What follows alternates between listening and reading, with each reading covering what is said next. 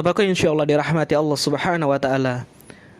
Berbicara mengenai istighfar, banyak sekali orang-orang di sekeliling kita tidak memahami kalimat ini. Mereka banyak mengabaikan kalimat istighfar ini, padahal kalimat istighfar ini selalu memberikan kebaikan bagi kita, memberikan ketenangan jiwa bagi kita tatkala kita melakukan kesalahan dan kekhilafan.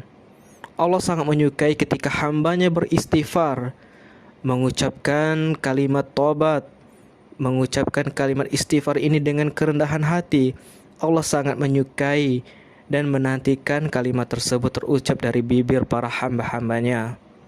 Dalam sebuah hadis yang mengatakan bahwa Rasulullah SAW senantiasa selalu beristighfar lebih dari 75 kali. Bahkan di hadis lain pula ada yang mengatakan bahwa Rasulullah beristighfar lebih dari 100 kali.